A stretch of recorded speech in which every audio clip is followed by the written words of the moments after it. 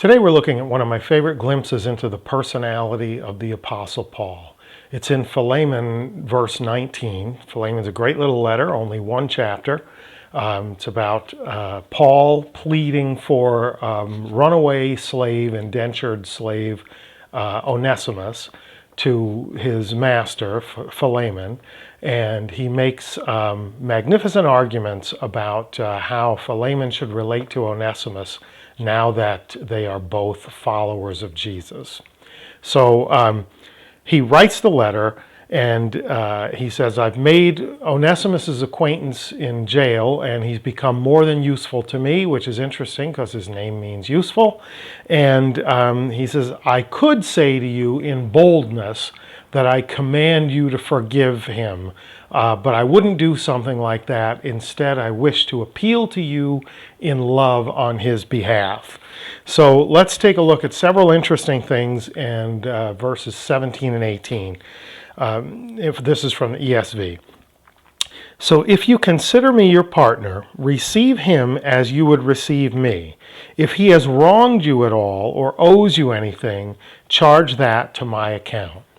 So look at these great things that Paul says. He says, receive him as you would receive me. So don't treat him like a runaway slave. Treat him like the apostle who brought the message of the gospel to you. That's a pretty spectacular shift in positions that Paul is encouraging for Onesimus. Don't treat him like the runaway slave that he is. Treat him like the apostle that brought you the gospel. Now, the next thing is, Onesimus is almost certainly an indentured servant. Rome doesn't practice the chattel slavery we think of in the United States in its early days. This is almost certainly indentured servitude, working off a debt. A person might sell themselves into slavery to avoid economic catastrophe and serve for a period of years, work off that debt, and walk away with their head held high and their freedom. So if Philemon is dealing with a debt owed by Onesimus, Paul says, if he's injured you in any way, if he's cost you anything, if he owes you anything, whatever that might be, charge it against my account. Think of the beauty of that. When you receive him like you're receiving me. If he owes you, don't hold him accountable for it. Hold me accountable for it. It's pretty magnificent. Then we get to see Paul display his genius and his mastery, not just of Judaica, but also of Greek rhetoric, of the skill of persuasive speech. And we're going to look at it in two parts, both parts being my translation, verse 19, where it says, I, Paul, write in my own hand, I shall repay. So let's look at the Koine right below that. Ego Paulos, I, Paul, egropsa te eme keri.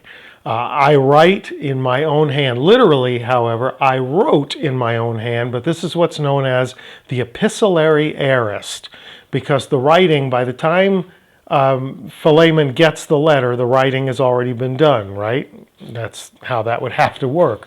But we translate it, we treat it like a present, because letters, except if someone is doing exposition about a previous event or an occurrence, we treat letters like they're happening in the present. I write this to you in my own hand. So he's saying, apart from the normal practice of using an amanuensis, a scribe who takes dictation and writes out letters, Paul says, at least this part, if not the whole letter, at least this part, I'm writing in my own hand. What part is he writing in his own hand? Look at the last two words. Ego apatiso. Ego apatiso. I shall repay. So think back to the previous verse. If he's injured you, if he owes you anything, charge it to my account. Now he says, here you have in my own hand, I'm signing it myself.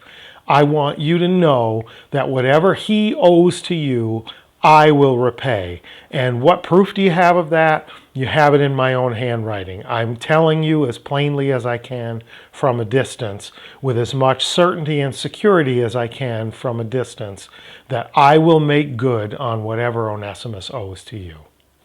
Pretty magnificent stuff. So let's go down and look at the second half of verse 19, which in my mind is the most magnificent glimpse into the sort of character and personality of Paul that we get in the New Testament. Not that I should mention to you that you owe even your own self to me.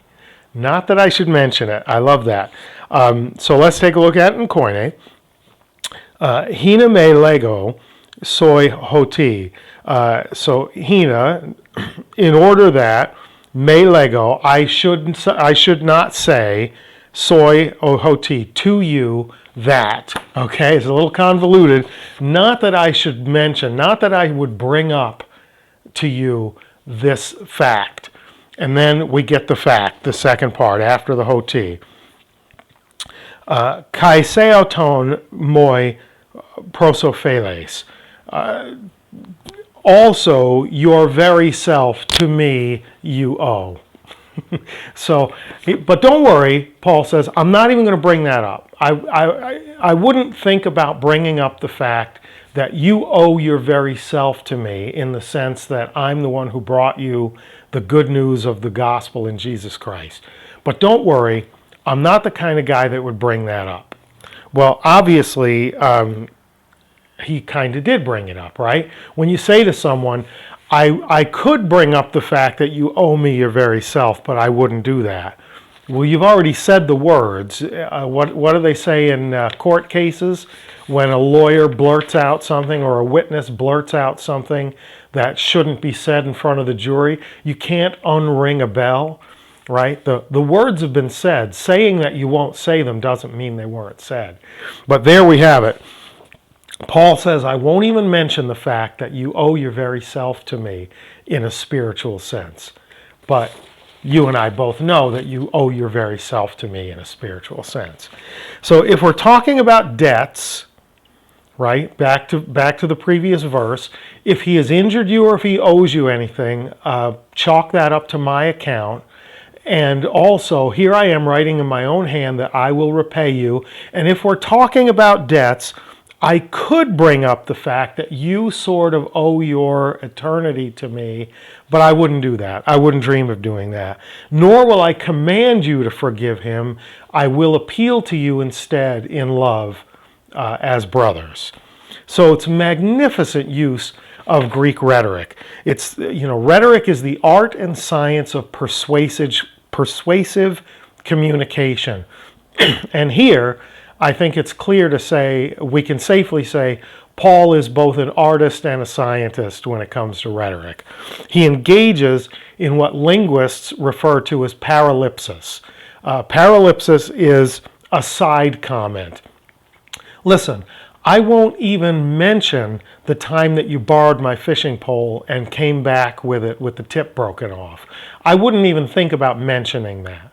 But I did mention it, right? You did just hear the words. You know that I'm thinking about the time you borrowed my fishing pole and came back with the tip broken off.